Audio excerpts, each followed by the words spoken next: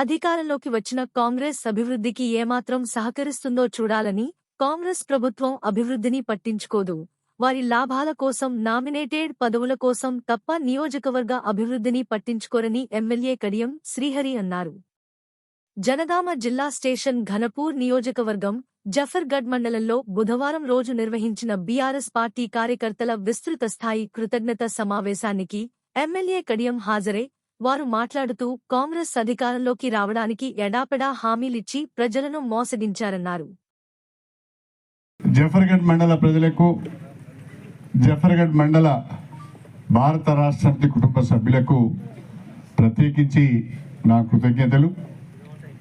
మీరు గ్రామాలలో ఓటింగ్ సరళి పైన మీ అభిప్రాయాలు చెప్పారు. తప్పకుండా ఆ అభిప్రాయాలన్నిటిని కూడా గౌరవించడం జరుగుతుంది. అయితే ఈరోజు కాంగ్రెస్ పార్టీ అధికారంలోకి వచ్చింది కాబట్టి కాంగ్రెస్ పార్టీ ఏ మేరకు అభివృద్ధికి సహకరిస్తుందో చూడాలి. కాంగ్రెస్ పార్టీ ఎప్పుడు అధికారంలోకి వచ్చినా వాళ్ళు పెద్దగా అభివృద్ధిని పట్టించుకోరు.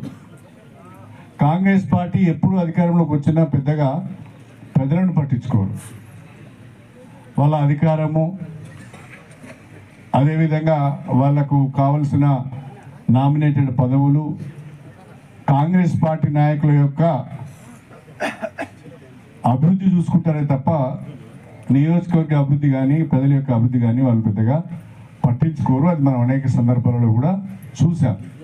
6 గ్యారెంటీలలో 2 గ్యారెంటీలు అమలు చేసినామని తప్పుడు ప్రచారం చేస్తున్నారు, ప్రజలను మోసం చేస్తున్నారు. ఎడాపెడా హామీలు ఇచ్చారు. రాష్ట్ర ఖజానా ఏ రకంగా ఉందో తెలుసుకోకుండా, రాష్ట్ర ఆదాయ వనరులు ఏ రకంగా ఉన్నాయో తెలుసుకోకుండా, రాష్ట్ర ఆర్థిక పరిస్థితి ఏంటో సరిగా ఓవర్వర్క్ చేయకుండా, సరిగా నిర్ధారించుకోకుండా ఎడాపెడా హామీలు ఇచ్చారు.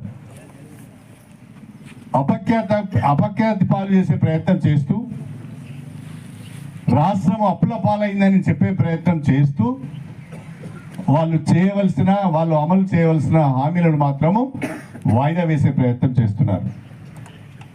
డిసెంబర్ 9 అయిపోయింది. ఇవాళ డిసెంబర్ 27లో ఉన్నాం.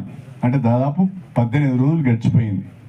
దానిపైన ఏమి అతి లేదు, గతి లేదు. ప్రభుత్వం వచ్చి 18 రోజులు అయింది. ఎక్కడ కూడా 1 క్వింటల్ వరి ధాన్యానికి అదనంగా బోనస్ ఇచ్చి కొనుగోలు చేసిన దాఖలాలు లేవు. రైతులు పంటలన్నీ అమ్మేసుకున్నారు.